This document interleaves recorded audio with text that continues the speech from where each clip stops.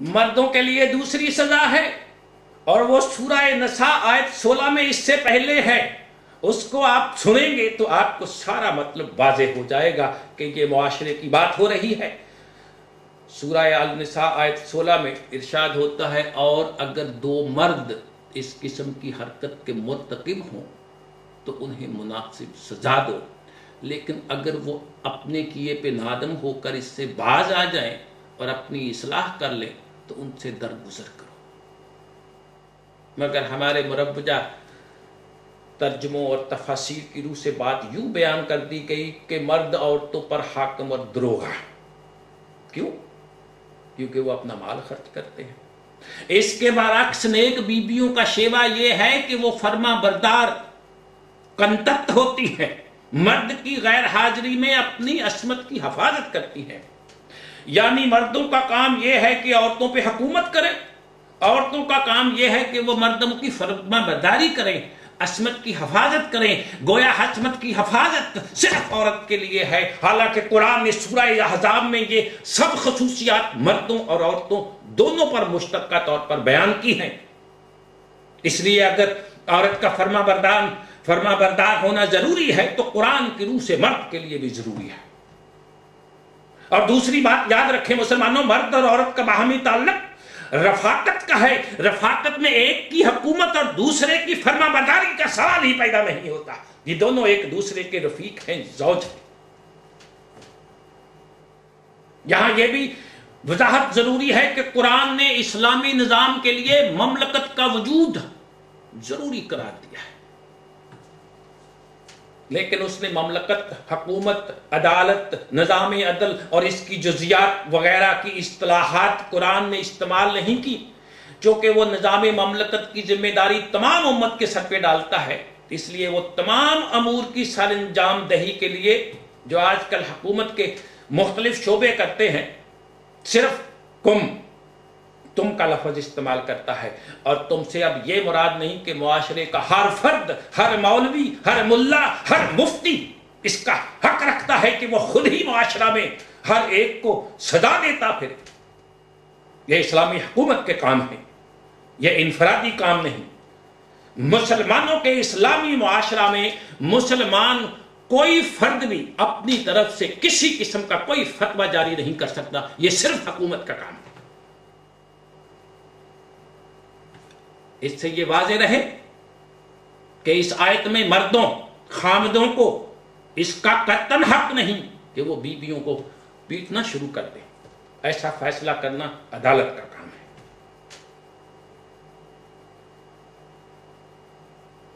मुसलमानों, कुरान ने इंसान होने की जोहद से मर्दों और औरतों को यकसा मकाम पर रखा है।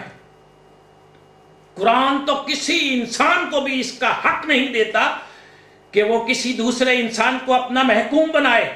इस्लाम के अंदर हाकमियत सिर्फ अल्लाह सुब्हाना की है, और यही ला इलाहा इल्लल्लाह का मतलब है।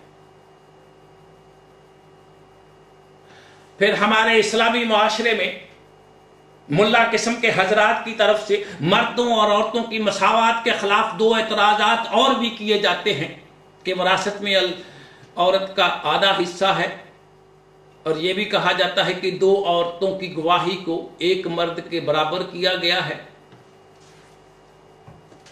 यह कुरान से लाइल्मी और जहालत है। जहां तक विरासत का ताल्लुक है, कुरान में है कि एक लड़के का हिस्सा बेटे का दो लड़कियों बेटियों के बराबर है। कुरान में औरत और मर्द का इस हिस्से में किसी तरह का कोई जिक्र नहीं। एक लड़के बेटे के बराबर दो बेटियों का हिस्सा। अब इसकी वजह भी बता दी है कि कुरान की रूह से कुरान एक ऐसा इस्लामी मुआशरा कायम करना चाहता है जिसमें इक्तसाबे रिज्क, जिसकी अभी हमने बात की है, कि बुनियादी जिम्मेदारी मर्द के जिम्मे है। क्योंकि इन तमाम फ़राइज़ और वाजिबात की अदायगी से जो बुनियादी तौर पर औरत के ज़िम्मे हैं, औरत को इतनी फुर्सत नहीं मिलती कि वो इक्तसाबे रिज़्क़ का बोझ उठाए। लड़कियों के ज़िम्मे ना अपने अखराजात और ना अपने खामदों के, ना अपने बच्चों के। ان کے ذمے کوئی کفالت نہیں ہوتی. اس کے برعکس لڑکے کے ذمے اپنے لیے بھی اکتساب رزق کرنا، اپنے بیوی بچوں کے لیے، اس لیے اسے زیادہ حصہ ملنا چاہیے. اب جہاں ایسی صورت نہیں ہے، عورت کا حصہ مرد کے برابر رکھا گیا ہے. اگر حالات مسلمانوں ایسے پیدا ہو جائیں کہ مرد اپنے اس فریضہ کو نظر انداز کر رہے ہوں اور بیٹیوں کے متعلق، لڑکیوں کے متعلق اندیشہ ہو کہ وہ قسم پرسی کی حالت میں رہ جائیں گی، تو قرآن نے متوفی کو پورا حق دیا ہے کہ وہ اپنے ترکے کی تقسیم اقتضائے حالات کے مطابق جس طرح جی چاہے از روئے وصیت کر جائے، اپنے بیٹوں کو آگ کر دے، بیٹیوں کو سب کچھ دے دے. پھر قرآن کے مقرر کیے ہوئے حصے اس صورت میں عمل درآمد میں نہیں آتے.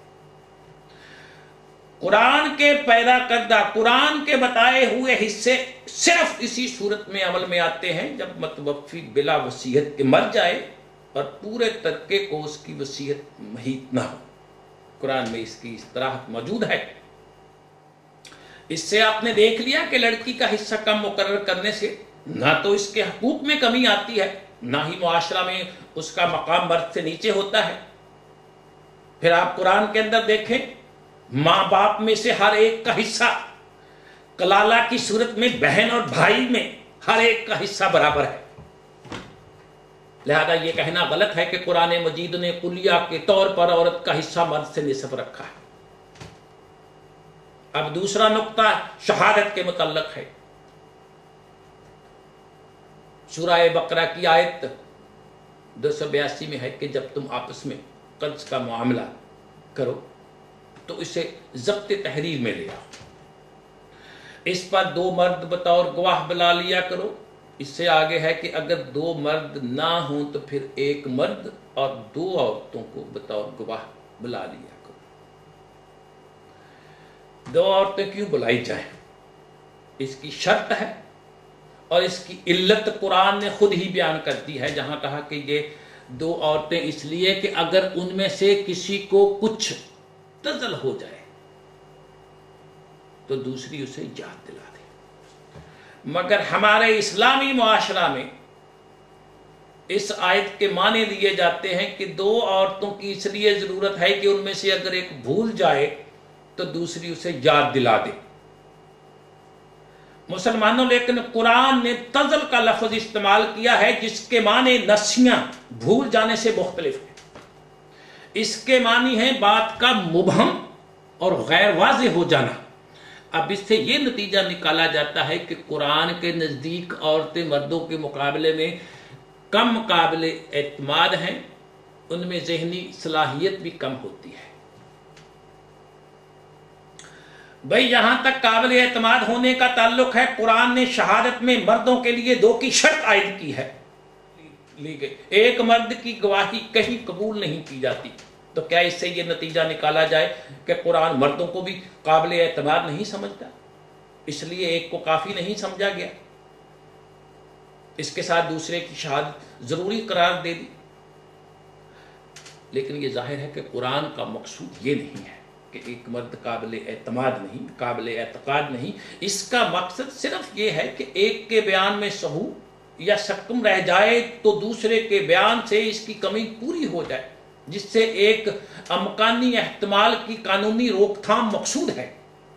مردوں کے متعلق یہ فتویٰ دینا مقصود نہیں کہ قابل اعتماد نہیں ہوتے. بالکل اسی طرح سے عورتوں کے متعلق یہاں قرآن نے یہ کہا کہ 1 مرد کی جگہ 2 عورتوں کی ضرورت ہے، تو اس سے یہ مراد نہیں ہے کہ مردوں کے مقابلے میں عورتیں کم قابل اعتماد ہیں. یہاں بھی مقصود ایسا طریقہ اختیار کرنا ہے جس سے شہادت زیادہ سے زیادہ یقینی ہو جائے. ورنہ یہاں تک مردوں اور عورتوں کے تقابلی کمپیریٹو اعتماد کا تعلق ہے، قرآن نے سورہ نور آیت 6 سے 9 میں لعن کی شہادت کے ذکر میں دونوں کو ایک حیثیت دی ہے. وہاں 1 عورت کی شہادت کو بھی ایسا ہی قابل قبول قرار دیا ہے جیسا 1 مرد کی شہادت کو. اب سوال دوسرا باقی رہ جاتا ہے کہ قرآن نے بالخصوص عورتوں کے متعلق کیوں کہا کہ اگر ان میں سے 1 کو کچھ تزل ہو جائے کچھ گھبراہٹ ہو جائے تو دوسری عورت بات صاف کر دے. یہ ظاہر ہے کہ تقسیم فرائض کی روح سے عورتوں کے لیے اولاد کی پرورش اور تربیت کا فریضہ گھر کی ذمہ داری ہوتی ہے، مردوں کے ذمہ صرف اکتساب رزق کی ذمہ داری. مرد اکتساب رزق کے بعد مطمئن ہو جاتا ہے کہ وہ اولاد کی پرورش کے متعلق اپنے فرائض سے سبق دوش ہو گیا، پھر وہ اپنی دوسری گھر سے باہر مصروفیات میں مگن ہو جاتا ہے. لیکن عورت اولاد کی پرورش کے لیے اپنا سب کچھ قربان کر دیتی ہے، اس پر بھی مطمئن نہیں ہوتی. ان فرائض کی سر انجام دہی میں مصروفیت کی وجہ سے جو عورتوں کے ساتھ مخصوص ہیں، ان کے لیے مردوں کے مقابلہ میں گھر کے باہر کے معاملات میں حصہ لینے کے مواقع کم ہوتے ہیں. اس لیے عورتوں کے لیے کسی مسئلہ کی جزیات کو پوری صحت کے ساتھ بیان کرنا، ایکوریٹیولی ڈیفائن کرنا مشکل ہوتا ہے. اسی کا نتیجہ یہ ہوگا کہ متنازع فی معاملات میں، مقدمات میں جہاں بال کی کھال نکالی جاتی ہے، عورت بالعموم جزیات کی صراحت میں غیر واضح رہ جائے گی. اسی چیز کو قرآن نے سورہ زخرف میں غیر مبین، غیر واضح، اور سورہ بقرہ میں تزل، ذہنی گھبراہٹ سے تعبیر کیا ہے. متنازع فی مقدمات میں غیر مبین یہی چیز ہے. آپ یہ دیکھیے کہ قرآن نے عورت کے لیے کس قدر رعایت رکھی ہے. مقدمات میں ہمیشہ جزیات پر بحث ہوتی ہے. مقدمات کی جزیات کو پوری صحت کے ساتھ ڈیفائن کرنا، ایکوریٹیولی بیان کرنا بہت مشکل ہے. اور جب ایسا نہیں ہوتا تو شہادت خراب ہوتی ہے. شہادت کی توثیق کے لیے ضروری ہے کہ اس قسم کی بریک اختلافات کی صحت ہو جائے. دوسرے مسلمانوں، قرآن کریم نے یہ بات بالخصوص زمانہ جاہلیت اور زمانہ نزول قرآن کی غیر تربیت یافتہ اور زیورات میں پلی ہوئی اس عورت کے متعلق کہا ہے. قرآن کریم نے سورہ زخرف آیت 18 میں ان عورتوں کے متعلق یہ فرمایا، زیورات میں پلی ہوئی، غیر مبین، جھگڑے کے وقت اپنے معافی الضمیر کو بھی واضح طور پر بیان نہیں کر سکتی. یہ تو زمانہ نزول قرآن کی بات ہے.